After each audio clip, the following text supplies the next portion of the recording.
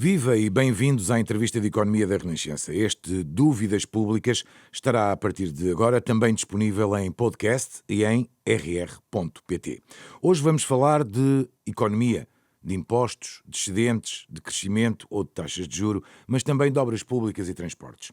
O nosso convidado de hoje é licenciado pelo Instituto Superior de Economia, o atual ISEG, onde também fez o seu doutoramento e onde é professor catedrático. É docente e investigador nas áreas da macroeconomia, economia internacional, economia financeira internacional e economia e política de transportes. É ainda professor convidado de várias universidades em países como França, Bulgária, Brasil ou Angola. Dizem que é obsessivo com os objetivos, talvez também por isso pragmático, racional e curioso, valoriza os amigos, com quem gosta de partilhar experiências, e a boa disposição, o que prova que há mais vida para além da economia, ainda que lhe tenha dado um foco social. É membro do SESE, Conselho Económico e Social, em representação das Ordens Profissionais de Portugal. Foi Ministro das Obras Públicas, Transportes e Comunicações entre 2009 e 2011. António Mendonça, o bastonário da Ordem dos Economistas, é o convidado de hoje deste Dúvidas Públicas, uma entrevista que também é conduzida por Sandra Afonso. E Arsénio Reis. Agradeço desde já a presença do nosso convidado. Temos assistido a um aceso debate público sobre a situação das finanças do país, com acusações entre o anterior e atual Ministro das Finanças. Conseguiu perceber se foi o excedente orçamental que desapareceu ou se esta é uma tentativa de justificar um recuo nas promessas feitas? Em primeiro lugar, bom dia e quero agradecer o convite, é com muito gosto que aqui estou. Enfim, eu gostei imenso desta apresentação, enfim, como eu digo, está para além daquilo que eu seria capaz de falar sobre mim próprio. Nós é que agradecemos a sua presença e em nada na apresentação o beneficiamos. Seguramente, enfim, pela simpatia, mas enfim, vamos passar por cima disso para entrar na resposta à questão. Vamos lá ver, eu tenho alguma dificuldade e acho que é importante não entrar muito nesse tipo de debate neste momento, e por várias razões. Em primeiro lugar, eu nesta passagem de governos há sempre, seja de corrente política for para outra, há sempre aquele atrito inicial, não é? Um pouco tendo a intenção digamos, de criticar ou tentar minimizar aquilo que herdaram, e por outro lado também se prepararem para aquilo que aí vem, não é? E portanto, vamos lá, eu acho que essa matéria em termos orçamentais ainda é muito cedo para estar a ver em que medida que é pior ou melhor do que aquilo que herdaram. Por outro lado, também é importante não confundir, digamos, a contabilidade em termos em termos públicos, contabilidade pública com a contabilidade nacional, normalmente onde as coisas são feitas, e, portanto, julgo que a informação que, entretanto, saiu tem mais a ver com os fluxos de caixa, entradas e saídas, do que propriamente com uma contabilização em termos de contabilidade nacional, que eu julgo que ainda é necessário fazer. Portanto, eu compreendo, mas eu não, acho que não era, acho que não é, neste momento é preciso esperar, e sobretudo tendo em conta o seguinte, nós temos que também preocupar-nos com a credibilidade externa do país. Aliás, ainda ontem ou anteontem, houve manifestações da parte dos responsáveis europeus no sentido de chamar a atenção, não, até Portugal tem tido uma boa performance, até se compararmos com outros países, e eu julgo que aqui é preciso algum cuidado na maneira como se discute essas questões. Perguntado de uma outra forma, esta discussão não é útil. Eu penso que essa discussão não é útil e acho que é prematura e talvez seja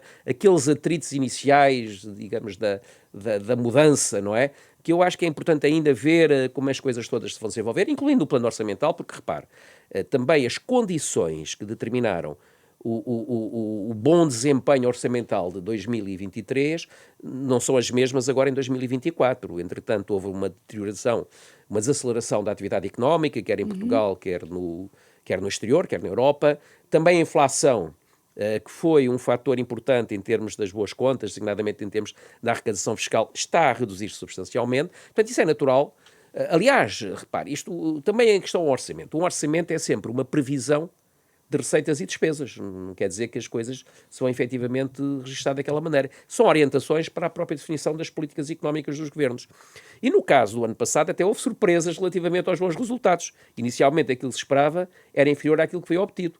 É bom quando, de facto, as expectativas são ultrapassadas pela positiva, não é? E foi, de certa maneira, o que aconteceu, sem qualquer mérito relativamente aos responsáveis anteriores, mas digamos que a conjuntura, a inflação, o próprio crescimento económico fez com que a dívida e os rácios da dívida melhorassem substancialmente. Por outro lado, também, penso que houve uma preocupação, vamos lá, nós sempre podemos pôr em causa, duvidar, criticar as opções, seja deste governo, seja do anterior, seja de qualquer governo, mas qualquer governo tem a sua legitimidade própria para fazer a gestão política de acordo com aquilo que acha que é importante fazer. Aliás, teve o sufrágio eleitoral e é responsável perante quem os elegeu.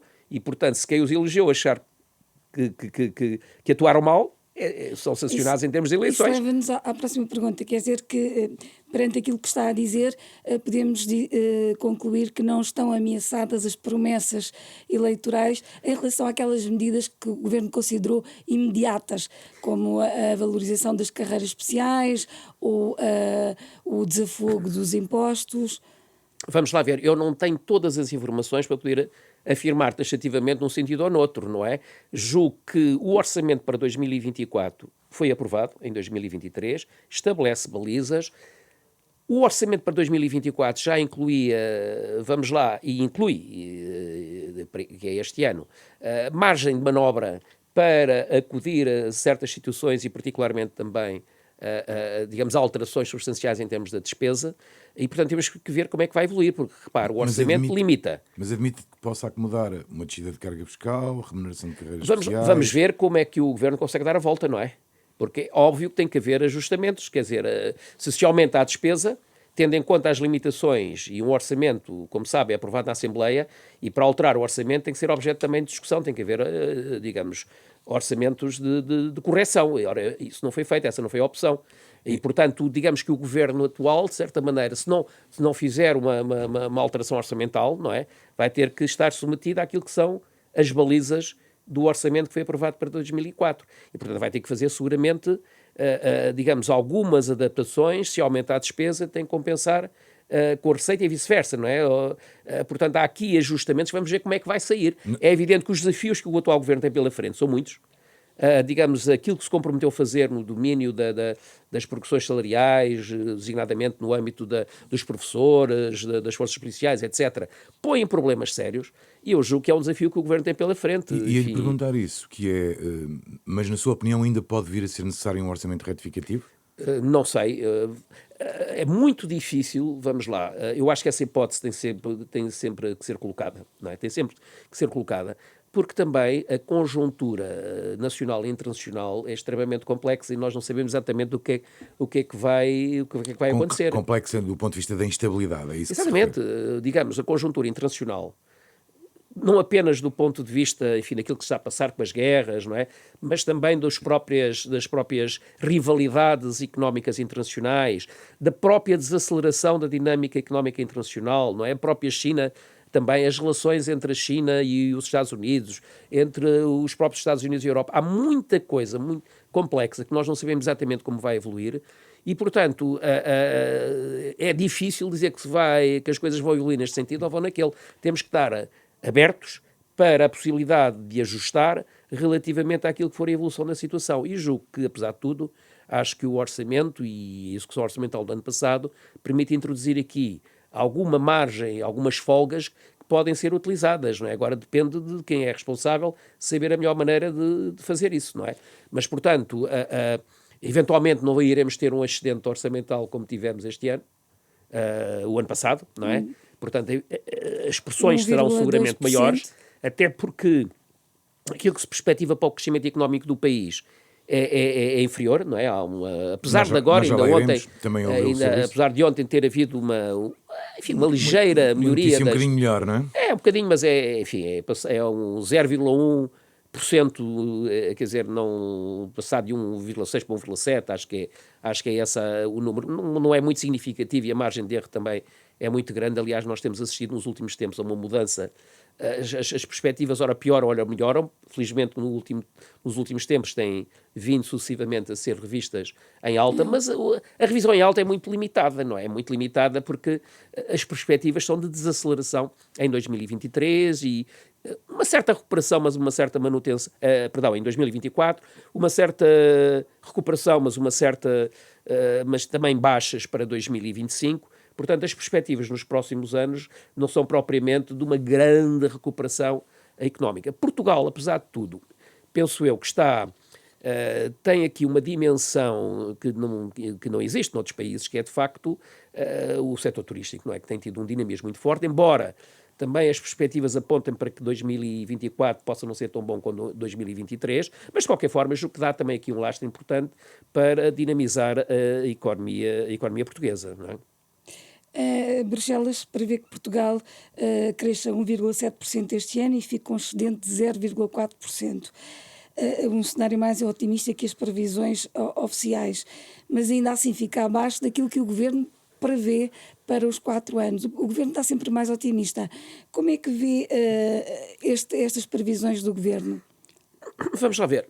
O Governo faz previsões e fez as previsões para este orçamento na base também das políticas que ia fazer, não é? E, portanto, muitas vezes estas previsões internacionais são feitas no quadro das políticas invariantes. E a mais otimista até que o Governo é o próprio Banco de Portugal, que projetou um crescimento para 2024 à roda de 2%, não é? Como eu disse há pouco, vamos lá, há uma grande incerteza, há uma grande instabilidade a nível internacional e que vai ter repercussões. Olha, ainda recentemente, agora, quando olhamos para os números da evolução do comércio internacional, agora em março, apontam para uma descida quer das exportações, quer das importações. O que revela, digamos, uma certa dificuldade, muitas vezes, em encontrar na procura externa uma solução para o dinamismo da economia, não é? E, portanto, está muito centrada, neste momento, em termos da procura interna. Portanto, no consumo, no investimento, o investimento que é muito suportado pelas verbas do PRR, enfim, e do Portugal 2030, etc. Portanto, nós temos aqui muitos fatores de dinamismo externos, mas que de alguma forma dão alguma sustentabilidade. Portugal, felizmente, beneficia muito para apoio ao investimento das verbas do PRR. Mas mesmo assim, atenção, ainda há fraquezas, ainda há debilidades em termos da dinâmica do investimento, não é? Era importante que fosse maior e particularmente aquilo que diz respeito ao investimento público. E agora ainda um recente relatório do Conselho das Finanças Públicas, publicado ontem, esta semana, mas que aponta para quê? No fundo, para uma perda de capital fixo da parte do Estado. Quer dizer, que o consumo tem sido superior ao investimento. E que se traduz em quê? Em degradação de muitos serviços de natureza pública e, portanto, tem impactos negativos em termos do nosso crescimento potencial, não é? Portanto, nós temos que fazer ainda muita coisa. Em relação, já agora, que falou do relatório do Conselho das Finanças Públicas, que também diz que grande parte houve uma forte cativação das verbas, continua a haver uma forte cativação das verbas, foi responsável por 0,3% do excedente que foi apresentado, o grande excedente do ano passado, que chegou a 1,2%, o maior em 50 anos de democracia. E grande parte dessas verbas que ficaram cativas dizem respeito a investimento que seriam canalizadas para investimento em infraestruturas e habitação. Isto no mesmo ano em que António Costa foi a Bruxelas pedir mais investimento em habitação. Estamos a fazer no país, ou melhor, estamos a fazer em Bruxelas aquilo que pedimos às empresas que não façam no país, que é andem de mão estendida? Vamos lá ver, o seguinte, efetivamente o país, nós estamos integrados na Europa, e o facto de estarmos integrados na Europa, o facto de haver assimetrias na Europa, o facto, entre a Alemanha e Portugal haver uma diferença de desenvolvimento bastante significativa, implica, e isso faz parte da teoria da integração económica, particularmente da teoria das zonas monetárias únicas, que até discute a integração monetária, compensações. Porque se não existissem essas compensações, provavelmente as assimetrias aumentariam dentro da zona euro. E, portanto, ou seja, aquilo que Portugal está a fazer não é propriamente uma ajuda, uma esmola aos pobrezinhos. É algo que é importante do ponto de vista da própria coesão e do próprio desenvolvimento É forçar as políticas de coesão, é isso? Exatamente, que é importante para a própria Europa, não é? Quer dizer, a Alemanha, a França têm interesse em que Portugal e outros países se aproximem dos níveis de desenvolvimento para precisamente permitir dar saltos, não é? E, portanto, desse ponto de vista é atenção, porque, de facto, Portugal recebe por um lado, mas também paga, porque ajuda também a estimular a economia dos outros países. Há aqui um conjunto, eu recuso-me, embora possamos dizer que provavelmente já deveríamos estar mais autónomos relativamente à dependência europeia em matéria de financiamentos, mas acho que também os financiamentos têm uma função económica importante, que não é apenas ajudar Portugal, é também criação das condições, aquilo que nós chamamos de endogeneidade da zona monetária, para que haja eficiência na gestão da moeda única e que a própria Europa, no seu conjunto, possa adquirir competitividade e eficiência. Portanto, é preciso ver as coisas no seu conjunto. Agora, eu penso que há uma tentação, porque, e vamos agora introduzir um outro tema, se me permite, que é haver a coerência das políticas europeias. E também eu tenho sérias dúvidas que haja muita coerência relativamente às políticas europeias e, provavelmente, essa falta de coerência é responsável também por muitas dificuldades dos países, particularmente aqueles mais fracos, mas não só. Enfim, a própria Alemanha, como sabem, neste momento, está a atravessar um processo difícil, não é? Está à beira da recessão, não é? Portanto, digamos, a recuperação também, os problemas de dinamismo económico também se colocam nos países que constituem as locomotivas. Mas, repare, se nós formos a 2008, 2009, na altura em que se produziu a crise financeira, repare que desde lá até agora foi a própria União Europeia, a própria zona euro, negou-se a si própria em termos daquilo que eram as políticas. Começou, em primeiro lugar, ainda no tempo em que era o comissário, o presidente da Comissão Europeia, o nosso compatriota, o Durão Barroso. Havia o célebre plano de Barroso, que era, na altura temia-se que tivéssemos em presença de uma crise de dimensões idênticas à crise dos anos 30, não é? Estava tudo com medo e então foi feito um plano de Barroso, que era precisamente para responder, através de investimentos e de apoios, a essa ameaça de recessão terrível. Portugal foi um dos países que mais chegou à frente no plano de Barroso. Olha, agora depois podemos falar isso sobre agora o anúncio das novas infraestruturas, não é? Mas Portugal avançou muito em termos da aceleração de projetos de infraestruturas, precisamente para responder a essa ameaça de recessão. E repare que depois, em 2010, em março, eu próprio assisti a isso, houve uma mudança radical de atitude da parte da Europa relativamente a esses aspectos, que passaram a transformar aquilo que era uma crise do euro, na minha opinião, e tinha provocado a crise de 2008-2009, numa crise das dívidas soberanas. Sim. Em que Portugal, a Grécia, a primeira Grécia, Portugal, a Irlanda, enfim, mais um ou outro países foram seriamente afetados por essa visão. E foram medidas terríveis que foram aplicadas a esses países no sentido de cortar a despesa, a dívida, etc. E repare que Portugal, em 2000, antes de 2006, 2007, por aí, tinha sido objeto de um procedimento por déficit excessivo por parte da Europa.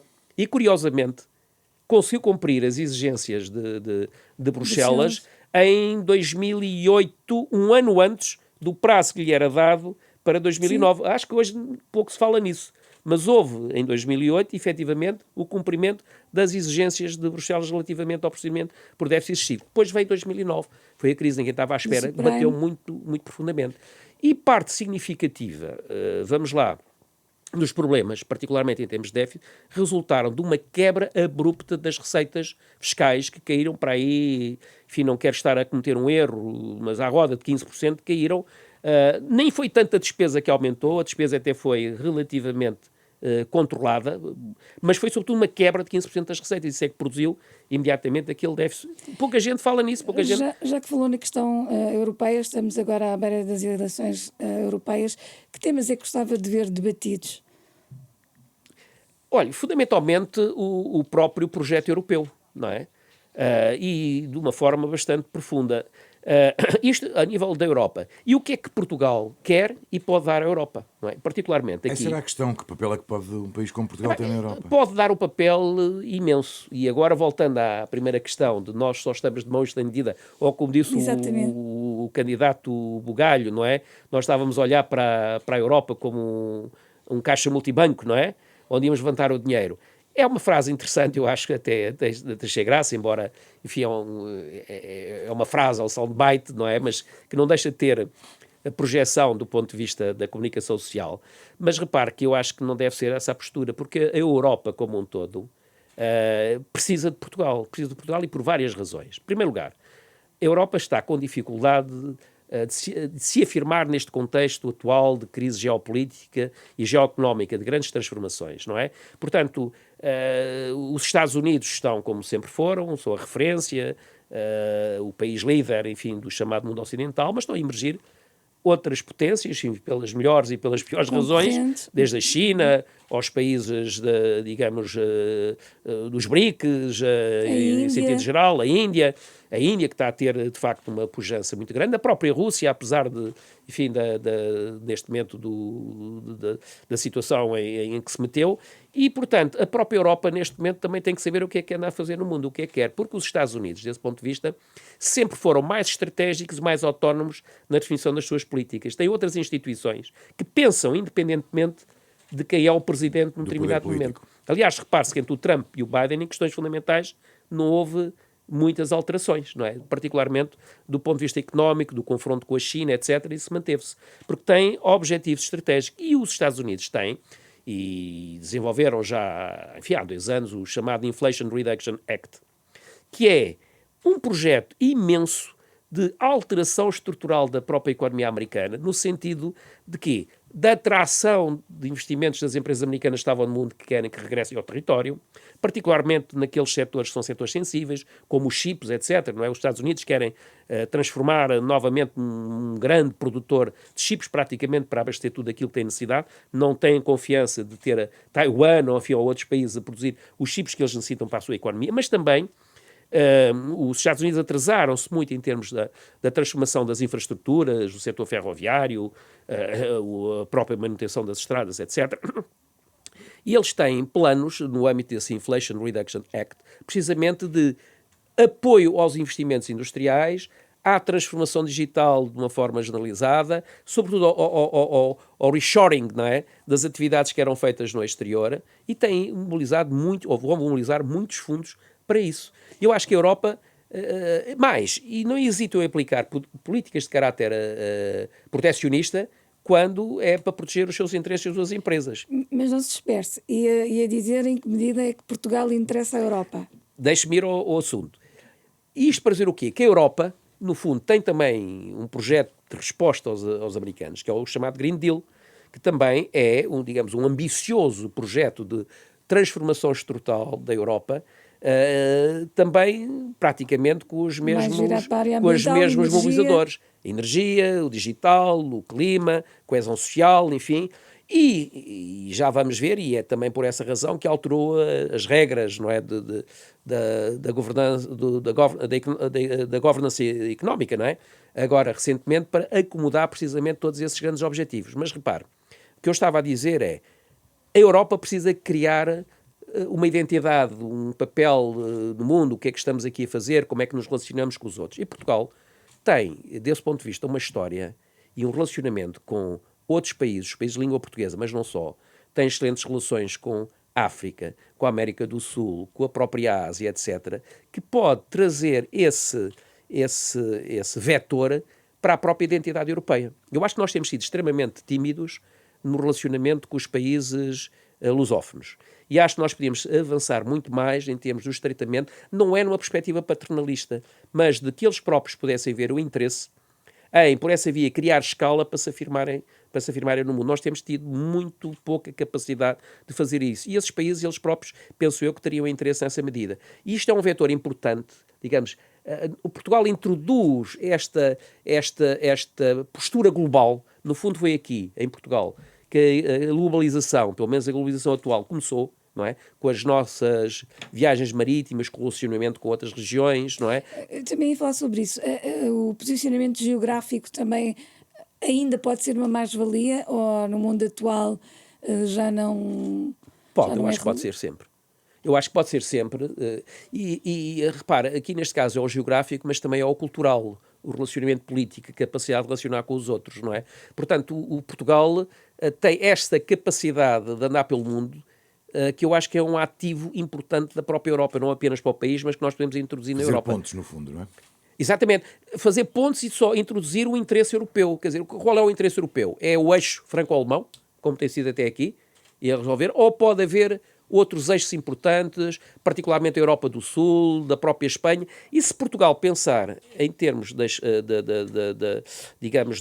relação que pode ter com a Espanha, repara, Portugal e Espanha, se juntarmos os dois, em termos de língua falada, e o espanhol e o português são semelhantes, entendemos se fizermos um esforço para isso, pode ser um fator muito importante de dar à Europa essa dimensão mais global. Nós dizemos, não precisamos para falar com alemães e tal. É evidente que não, mas quer dizer, mas é um vetor importante que pode ser introduzido e reforçar que, no fundo, a identidade europeia também seja dada precisamente pela história de outros países e não apenas por aquilo que tem sido tradicional, mais ligado à Europa Central, ou, digamos, aos interesses, ao eixo franco-alemão, etc.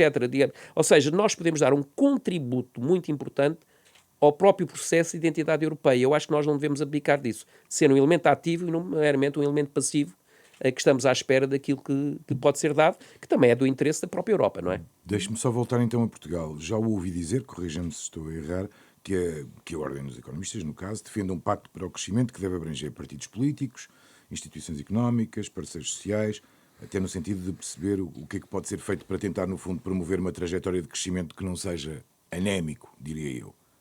Acha que há condições para isso, nesta altura? Eu acho que as condições também se criam, não é? Acho que as condições também se criam. E há condições para criar essas condições? Não, mas o problema do país, na minha opinião, é que está demasiado politizado e ideologizado. O que é que eu quero dizer com isto?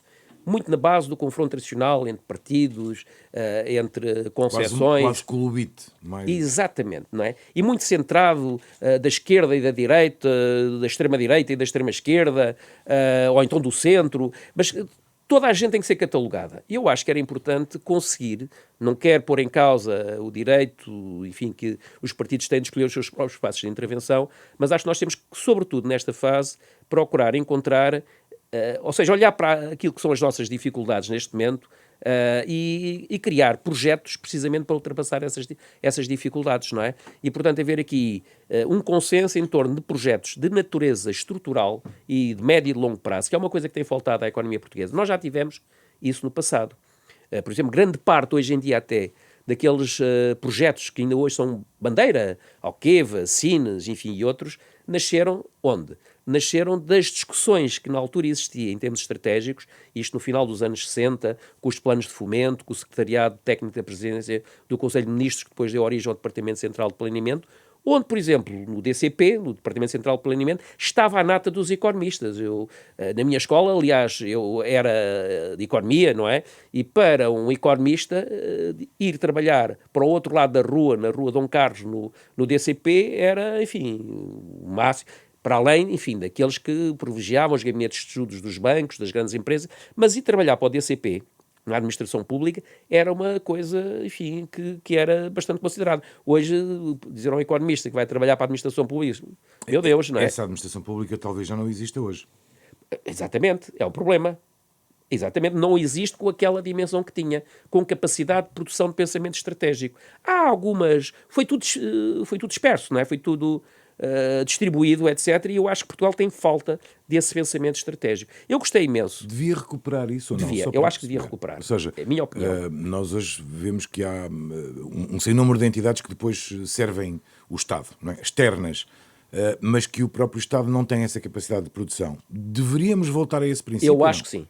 Eu defendo essa posição, admito que haja quem pense o contrário. Eu acho que devia haver uma preocupação de ter, digamos, estruturas integradas.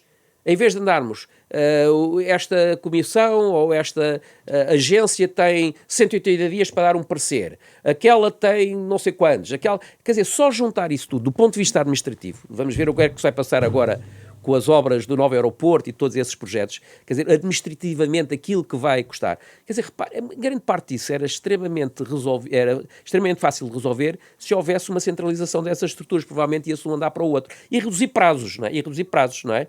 Portanto, e perdeu-se essa capacidade de discussão integrada das questões, não é? É agência para isto, agência para aquilo, agência para aquilo outro, muitas vezes dão pareceres de natureza contraditória, e eu penso que, de facto, estruturas integradas de avaliação e de definição de estratégia a médio e longo prazo, acho que era importante. E isso ultrapassava os próprios partidos que em cada momento estão no governo, têm responsabilidade governativa, tinham ali uma referência para seguir. Podiam alterar para aqui ou para acolá, dizer, não, eu agora não vou dar a prioridade a isto, vou dar a prioridade àquilo, etc., mas estavam balizados nas suas grandes linhas de intervenção. Garantindo estabilidade política, é isso que está a dizer? Estabilidade política e estabilidade de projetos, não é? Estabilidade de projetos, eu acho que era importante estabilidade de projetos também, não é? Só que eu acho que isso é... E porquê é que eu acho... repara, agora vou defender a minha dama, não é?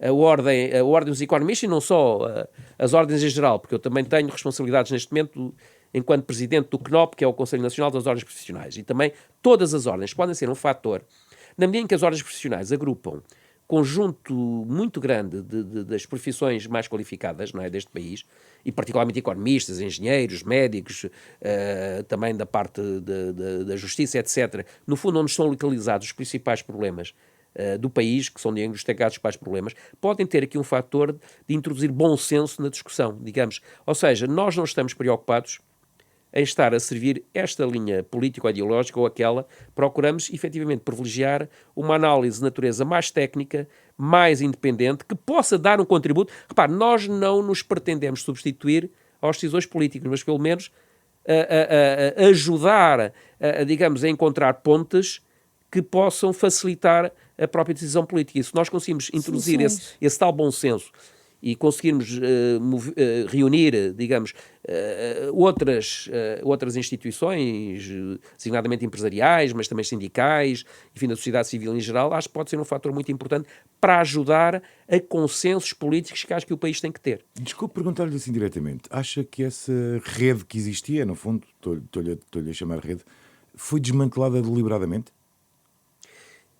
Vamos lá ver, não, eu acho que é particularmente aqui estar em direto, quer dizer, na rádio, a fazer afirmações, eu tenho alguma relutância, digamos que não houve o cuidado para proteger isso convenientemente e, portanto, em muitos casos até se extinguiu naturalmente, até pela idade das pessoas, enfim, houve aqui vários fatores, eu acho que não punha pela negativa, punha pela positiva, acho que podia ter sido feito um maior esforço para preservar e para desenvolver essas instituições. Já falou aqui na questão, mas gostava que aprofundasse um bocadinho mais em relação ao novo aeroporto. Finalmente conhecemos a localização do Luís de Camões. Aponta-se para que esteja a funcionar dentro de 10 anos. Apelando à sua experiência enquanto ex-ministro das Obras Públicas, já disse que é possível fazer a obra em menos tempo. Podia-nos dizer de que outras formas é que se pode acelerar este prazo? Bom, vamos lá ver. Finalmente foi tomada uma decisão, eu diria que é a quarta vez que é tomada uma decisão, não é? Porque ela já tinha sido tomada no primeiro tempo, nos anos 70, não é? Lá do outro lado, na zona de Rio Frio, etc. Depois foi tomada uma decisão na OTA. Depois, entretanto, foi mudada para Alcochete e agora novamente foi confirmada Alcochete, não é? Portanto, eu espero que esta decisão, que daqui a mais ou não sei quantos anos não estejamos novamente a tomar uma decisão. Eu penso que não, quero ser também otimista relativamente a esta matéria e acredito que haja agora uma vontade, até pelas manifestações dos diferentes partidos, enfim, as críticas que foram feitas foram críticas, do meu ponto de vista, marginais relativamente ao processo e, portanto, acredito que seja um processo que vai para a frente.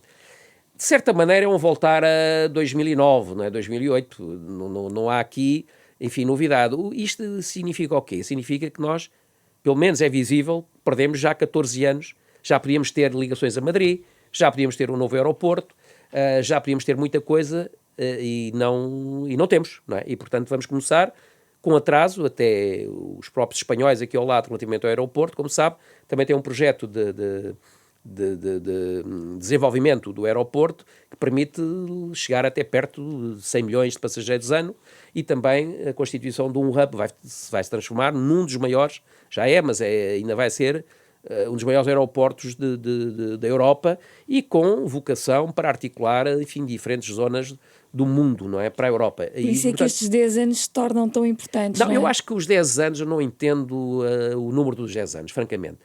Quando eu estava em funções, na altura, enfim, eu estou a falar por aquilo que diziam os técnicos, não sou técnico nessa matéria, mas era possível 5 anos, 6 anos, ainda recentemente o aeroporto de Istambul foi construído à roda de 5 anos, enfim. Portanto, os 10 anos não entendo. E por outro lado também, eu julgo que era possível adotar para o aeroporto de Alcochete uma construção por fases, por módulos. E, portanto, começar por fazer aquilo que era prescindível, uma nova pista para descongestionar o aeroporto da Portela. Não é preciso ter já o aeroporto todo a funcionar. Podemos adotar essa postura. Enfim, vamos lá ver, eu estou aqui a avançar uma hipótese que era já na altura em que eu tinha responsabilidades jurídicas, nessa altura já era equacionada e, portanto, enfim, acho que se pode manter e ver de que medida é que se pode concretizar isso, não é? Hoje a situação, evidentemente, é diferente, até do ponto de vista jurídico, com a Vinci, enfim, que assumiu as responsabilidades da ANA, etc.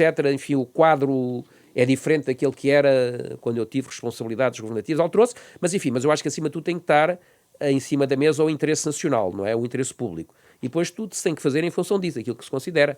Eu tenho maior respeito pela Vinci, é óbvio, concorreram, ganharam, têm a concessão e temos que respeitar os acordos que foram feitos. Não, isso não há dúvida absolutamente nenhuma. Mas atenção, mas há o interesse público acima. Quer dizer, o interesse da Vinci não necessariamente coincide com o interesse público mais geral e, portanto, isso é natural. E já agora acredita que é possível fazer esta obra sem dinheiro público? Vamos lá ver. Na altura em que eu lá estava, também a ideia era fazer no quadro do processo de privatização da ANA, etc., digamos que o dinheiro público fosse o mínimo possível. Era possível fazer com dinheiros privados. O mínimo possível não é sem dinheiro público. Sim, é difícil dizer se não tem algum ou não tem, não sei. Repare que a ANA, quer dizer, a Vinci, recuperou o investimento que fez na aquisição da ANA em meia dúzia de anos, não é? Recentemente. E fez coisas que, se fosse a ANA pública a fazer, provavelmente caía ao Carmo e a Trindade, como aumentar as taxas. Não é? Na altura, que está isso, é falta de eficiência, tem que aumentar as taxas, etc. A Vinci fez isso sem qualquer problema, não é? Portanto, por outro lado, das análises custo-benefício que têm sido feitas relativamente ao aeroporto, o aeroporto acaba por ter capacidade de se pagar a si próprio, não é? Portanto, vamos lá ver, isto é tudo uma questão. Se serviu para recuperar o investimento que foi feito pela ANA. Agora, quando se projeta crescimento muito grande, não é? Portanto, é um aeroporto que no limite irá até aos 90 milhões de passageiros anos, etc. Portanto, o quadro de receitas é brutal. Por outro lado também, repare, que nós temos que, quando eu digo uma análise de custo-benefício, e uma análise de custos, benefícios e económicos, temos que ver também o que é que o aeroporto pode representar em termos de dinamismo da economia nacional.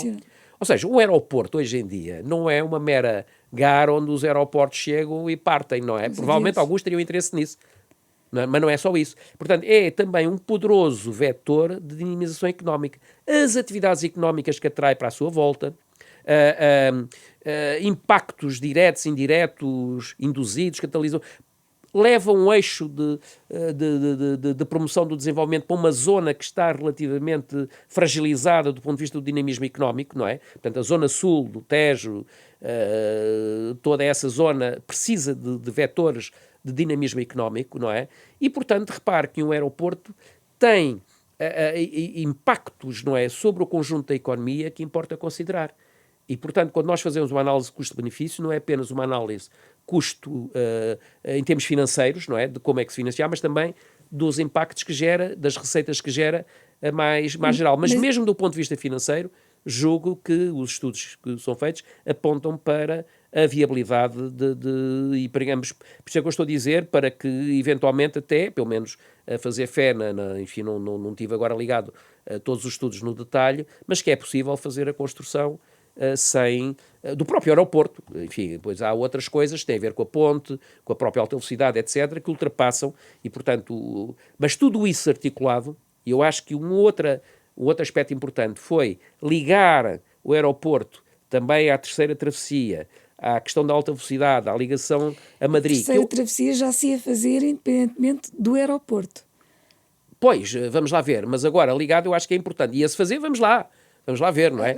Estava prevista. Porque estava prevista, mas, por exemplo, a ponte 25 de Abril demorou 100 anos a fazer, não é? O Entre aeroporto os esteve 50 primeiros anos estudos, previsto, não é? O aeroporto esteve 50 anos E previsto. eu estava à espera da 50 anos previsto. Ou seja, em Portugal, infelizmente, cá está. Por isso a necessidade de termos aqui o vetor de médio e longo prazo, Para o vetor garantir o estratégico, projeto. para tentar, quando possível, garantir, porque isto aqui dá sempre muitas Então, voltas. deixa-me só para rematar. Então, acredita quando Luís Montenegro diz que não será necessário o dinheiro dos contribuintes? Quer dizer, eu acho que é uma hipótese, vamos lá ver, que nós devemos considerar seriamente e devemos trabalhar para isso. Vamos lá ver que estas coisas também têm a ver com aquilo que se faz para garantir isso, não é? E eu espero que este ou os outros governos que venham a seguir, porque isto provavelmente vai ser um projeto para diferentes governos, não é? Enfim, não estou a desejar mal ao atual governo, daquele não se demora 10 anos, mas será 10 anos provavelmente, seguramente. seja da mesma cor política ou de outra cor política, seguramente que vamos Haverá ter. novos governos. E é importante que esses novos governos trabalhem no conjunto. Agora, nós devíamos já estar a começar a trabalhar no projeto, na concretização do projeto. Aliás, o Primeiro-Ministro disse que já estava em negociações, ou ia abrir as negociações com a ANA. Ótimo. Mas reduzir prazos, acho que é importante. Por exemplo, a questão da parte ambiental, não faz sentido estar mais agora um ano a estudar a parte ambiental, já mais que estudada. O aeroporto já teve uma DIA, a renovação da DIA, e portanto isso tudo está mais que estudado, não é? E portanto temos que ser práticos, objetivos, pragmáticos, tem que haver consenso também à volta disso. Ou seja, não prever o mínimo de tempo relativamente a estas coisas, não é? Não desperdiçar tempo, concentrar. Provavelmente faz sentido criar uma task force de natureza mais técnica, à semelhança do que se criou agora para a Comissão Técnica Independente. Enfim, que haja um consenso relativamente à qualidade das pessoas para gerir o projeto, porque é um projeto muito importante para o país. Portanto, é importante que ele esteja fora do debate mais político-ideológico, não é? Portanto, deixa estar esse debate político-ideológico, mas isto é um grande projeto nacional e eu acho que tem que haver aqui convergência de posições relativamente à necessidade de rapidamente pôr isto em execução e a melhor forma. E, portanto, acho que desburocratizar todos os procedimentos administrativos são terríveis, não é? Tudo isso tem que ser feito, tem que ser pensado e tem que ser concretizado. Já agora, aproveitando ainda a sua experiência governativa, gostava de ter a sua opinião sobre o fim das portagens na SCUT, tendo em conta, nomeadamente, os custos de manutenção nessas vias. Também acha que as SCUT não devem ter portagens? Tenho sérias reservas relativamente a essa decisão. Por várias razões. Porque quando eu cheguei ao governo, punha-se o problema... e isto é outra questão, que muitas vezes... O que é que havia? Enfim, essas SCUTs foram criadas com um determinado objetivo, promover o desenvolvimento do interior, os acessos, etc. E tinham uma coisa muito curiosa, não é? Que era, por exemplo, um período de carência de 5 anos, só se começava a pagar a partir daí. E houve também outros governos, tendo em conta os impactos na dívida, que também conseguiram adiar o pagamento. E quando eu lá estava, quando eu cheguei, no ano a seguir, em 2010, tinha, já não me lembro quando é, mas eram umas centenas largas de milhões de euros que o Estado tinha que começar a pagar pelas SCUTs, não é? A introdução das portagens já vinha de trás, começou, creio eu, já no tempo do governo do Durão Barroso, porque já se previa que mais tarde ou mais cedo aquilo tinha... Era impossível continuar a empurrar com a barriga para a frente. Porque os custos são realmente elevados, não é? E são elevados, não é? São elevados, como é óbvio. Embora na altura as projeções de tráfego, enfim, acho que as projeções de tráfego agora estão a superar as expectativas mais otimistas, não é? E portanto as receitas também são importantes. E não é, digamos, das coisas mais custosas para o Estado neste momento. Por isso lhe perguntava se podemos acabar com as portagens nas SCUT. Eu tenho sérias reservas, acho que poderá haver uma reformulação, mas, por exemplo, a via do Infante, acabar com as portagens. Na altura, enfim, se eu estou a lembrar, por exemplo, havia umas que era para introduzir portagens, outras não. No caso, a via do Infante não estava prevista. E na altura houve uma discussão do Primeiro-Ministro com o líder da oposição na altura, que era o Dr. Passos Coelho, para chegar assim, para aquilo ser aprovado na Assembleia, porque o Governo não tinha maioria, ou vai para todas ou não vai para nenhumas, e houve uma discussão e generalizou-se, então, na base desse acordo, a introdução das portagens nas SCUTs. Agora, retirar, por exemplo, que eu estava voltando à questão da via do Infante. No verão, quantidade de estrangeiros que utilizam a via, tem desgaste, etc. Por que razão é que tem que ser uma via em que não se paga? Não vejo qual é a razão. É evidente que terá sempre que haver uma intervenção dos impostos, mas, digamos, o princípio do utilizador-pagador, acho que aí pode ter o seu próprio campo de intervenção. Mas, por exemplo, as SCUT no interior norte... Mas de quem as utiliza? E as empresas que fazem, que vão para transporte de mercadorias para o estrangeiro, etc. É que impede o desenvolvimento das exportações? Não, ou seja, repare, eu tenho algum cuidado. Eu estou a falar aqui um pouco, mas não conheço exatamente as questões técnicas que estão associadas a isso, mas à partida, digamos que eu não estou muito de acordo com isso, imediatamente e neste momento. Pronto. Mas, enfim, com reserva de ter acesso a argumentos melhores, não é? Para me permitir, mas acho que foi sobretudo utilizado em termos eleitorais e, portanto, eu tenho reservas a isso. Acho que é um desperdício neste momento de recursos, quando pode haver. E por outro lado também, repara, nós podemos utilizar essas verbas, canalizar, incentivar o transporte público, mas tenho sérias reservas que isso possa ser bom do ponto de vista do desenvolvimento económico. Isto foi aprovado através de uma coligação negativa entre o Chega e o PS, que pode acontecer mais vezes para aprovar medidas despesistas. E a minha pergunta é... a aprovação sucessiva e eventual de medidas despesistas através desta coligação negativa pode levar o governo a admitir-se, a apresentar a admissão? Bom, está-me a colocar questões difíceis mais para o lado político, não é? Que eu queria, digamos assim, ter mais reservas sobre isso. É mais para o lado da gestão. Pode deixar o governo sem forma de... Eu acho que, há pouco eu falei na questão de bom senso. Acho que tem que haver bom senso. Acho que é importante para o país haver estabilidade política. E, portanto, negociar, privilegiar esse aspecto, ceder aqui, ceder acolá. O facto, vamos lá ver, de um determinado partido não estar de acordo com as medidas que o governo leva para a frente, não quer dizer que se votar contra, ou essas medidas são de facto estapafúrdias, terríveis, ou o facto de discordar, não significa que não tenha a sua própria posição, não é? Portanto, eu acho que deve haver aqui bom senso.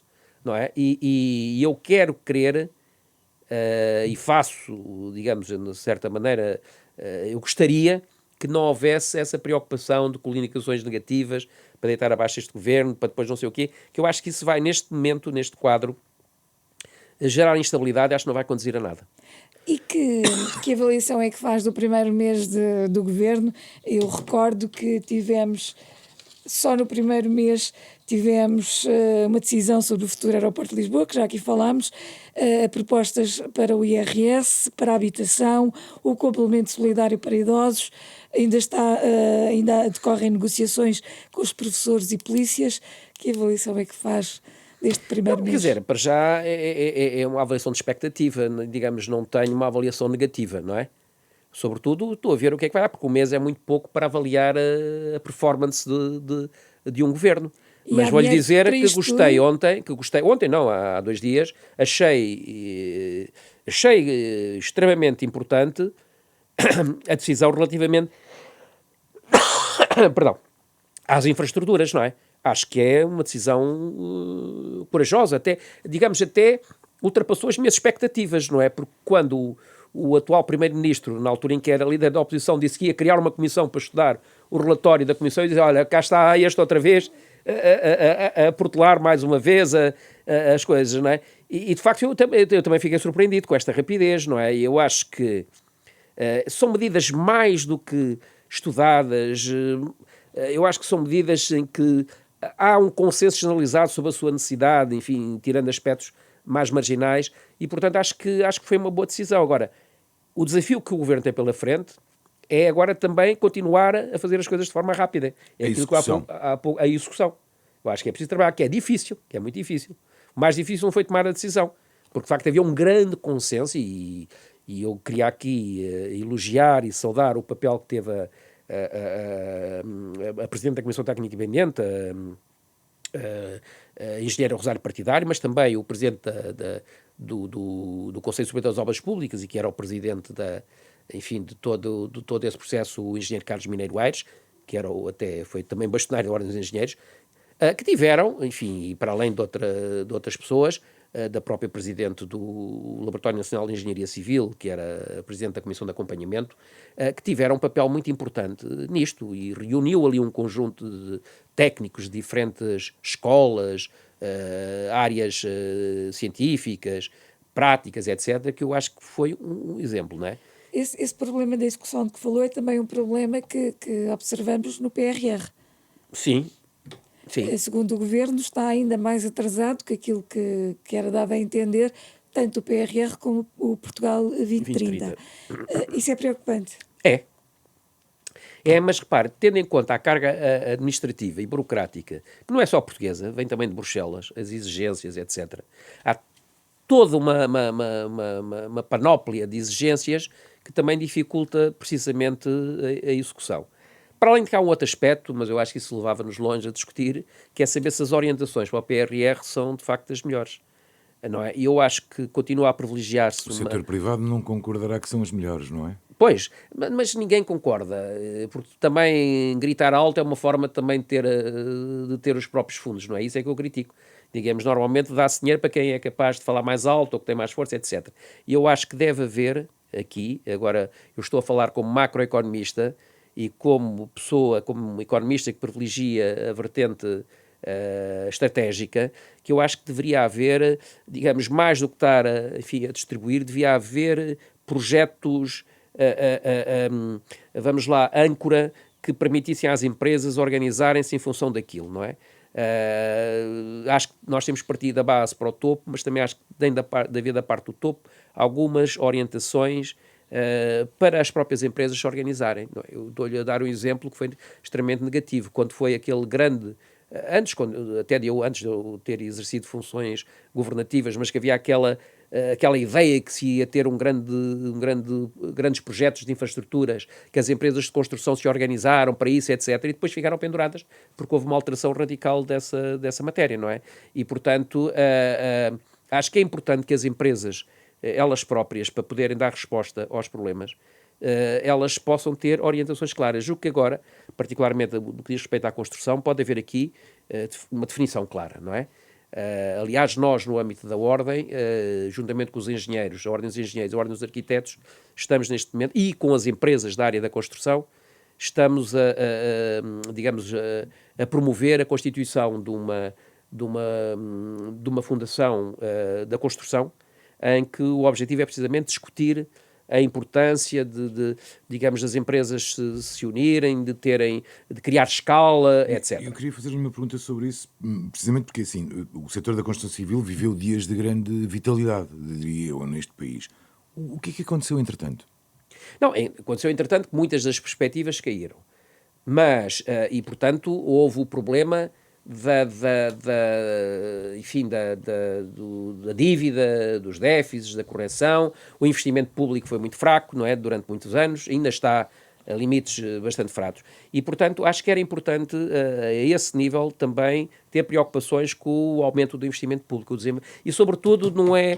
O aumento do investimento público continua a estar muito sujeito ao PRR, e é bom que assim esteja. Mas haver, de facto, uma preocupação em, neste momento, atacar as deficiências infraestruturais da economia portuguesa, para precisamente mobilizar. E fazer um grande esforço também no sentido de apoiar e incentivar as empresas portuguesas. Não é? Nós não nos podemos esquecer que nós temos uma das melhores engenharias do mundo, não é? E sempre tivemos, e com projeção em muitos países, não é? E, portanto, temos toda a capacidade, penso eu, na engenharia, mas também, já agora, se me permitem puxar, no âmbito da própria arquitetura, ligado à necessidade da habitação e da construção, não é?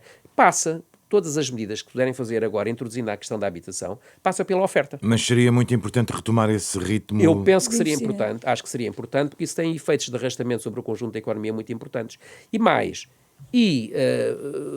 promoveria também um aspecto importante, que é também o Portugal não pode estar aliado da reindustrialização. Digamos, nós neste momento corremos sérios riscos, nos tornamos cada vez mais dependentes do turismo, não é? Que é importante, enfim, no curto prazo, mas que pode gerar problemas sérios, designadamente em termos, por exemplo, da absorção da mão de obra altamente qualificada que nós estamos a produzir, particularmente os jovens, que a estrutura económica não tem capacidade para os absorver. E, portanto, nós temos de dar sérios cuidados, temos de ter sérios cuidados no sentido também, no quadro europeu e dos objetivos de reindustrialização europeia, nós também atacarmos esse a fundo, não é? E isso implica medidas a vários níveis. Estamos a terminar. Uma última pergunta para fechar. É sobre o Banco Central Europeu. Há uma grande expectativa agora com a reunião de junho e com a eventual descida dos juros. Perguntava-lhe se podíamos assistir a um corte de 50 pontos base e o que é que podemos esperar para as futuras descidas, a que ritmo e que impacto é que deverá ter nas prestações de quem tem dívidas ao banco. Bom, a subida das taxas de juros do Banco Central Europeu é para combater a inflação, não é? Que chegou a estar. Eu acho que eu tenho sérias reservas a essa política. Tenho sérias reservas, aliás, um bocado contrária até àquilo que a própria Christine Lagarde tinha dito durante que iria continuar as políticas do Draghi, não é? Uhum. E, aliás, agora até, se me permitem voltar um pouco atrás, quando eu disse aquela alteração sucessiva de políticas que Portugal, provavelmente, se tivesse conseguido aguentar uns 2 anos, não teria tido a necessidade de recorrer à Troika como foi correr, porque, entretanto, o Mário Draghi alterou completamente as coisas com a descida das taxas do juro, não é? E ele veio fazer exatamente aquilo que antes outros criticavam, não é? Isso é muito importante de ver, e eu, de facto, considero que o Draghi, e que a política que ele seguiu, foi notável. Ele salvou, eu acho, a economia europeia de uma profunda recessão, à semelhança do que também o governador do Banco Central americano tinha feito na altura, nos anos 30, nos Estados Unidos, o Marina Eccles, que também teve um papel muito importante, e ele foi, de facto, desse ponto de vista, fabuloso. Já não concorda com a Lagarde? Eu inicialmente pensei que ela iria continuar, mas ela infletiu, que isto também é, e fundamentalmente para a inflação. Mas, ora, a inflação não era provocada por questões de excesso de procura ou de economia, tinha a ver muito com os efeitos primeiro da Covid, depois das guerras, não é? E que teve impactos da Covid, o arranque, não é? O arranque de pôr a economia toda a funcionar, que teve impactos digamos, nos constrangimentos das redes de abastecimento e transportes, etc. Depois os efeitos do petróleo, na energia, tudo isso. E, portanto, eu tenho sérias dúvidas em que a política... O que é que fez? As políticas de taxas de juros elevadas, é o facto da economia europeia também estar relativamente anémica, não é? Porque passou... Quase recessiva em alguns casos. Quase recessiva em alguns casos, não é? Portanto, também teve esses efeitos. Vamos ver como é que evolui a economia, não é? Portanto, eu não sei, eu espero que aquilo que a Lagarde anunciou, que em junho vai reduzir as taxas de juro, que de facto se concretize. Eu acho que é importante até para a própria retoma económica, não é? Acho que é importante. Agora, o ritmo, eu espero que seja um ritmo relativamente, elevado, não é? No sentido... Agora, ajustado, vamos lá ver, porque também não há consenso na teoria económica relativamente àquilo que deve ser... Há muitas teorias sobre qual é a taxa de juro ótima, a taxa de juro natural, etc., mas, enfim, há muita diferença sobre isso, mas também aqui joga muito o bom senso, não é? Dentro dos quadros teóricos existentes, há aqui também o bom senso, que é acompanhar, desse ponto de vista, eu acho que o Banco Central evoluiu muito, e a própria Lagarde, enfim, enquanto expressão daquilo que foi o progresso do Banco Central Europeu, de olhar para a realidade, ter vários sinais para ver como é que pode ajustar a política monetária, porque a política monetária é sempre muito mais flexível do que a política fiscal, não é? Do que a política orçamental. E, portanto, digamos, é um instrumento, embora os efeitos não se façam sentir logo imediatamente. Tem alguns legos para produzir. Mas eu acho que uma política de taxas de juro, neste momento, mais baixas do que são os níveis atuais, acho que pode fazer sentido no contexto atual de empurrar um pouco a economia, até tendo em conta os objetivos da Europa, não é?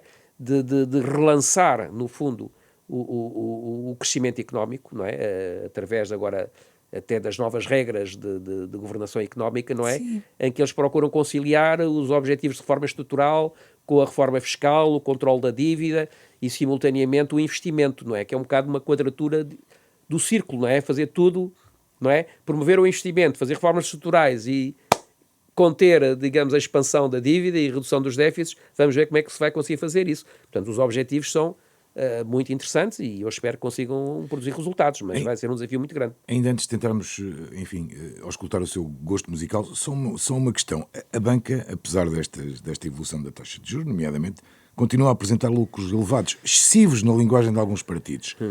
Não alterou nem as comissões, nem a política de remuneração dos depósitos. Não alterou substancialmente, quero eu dizer.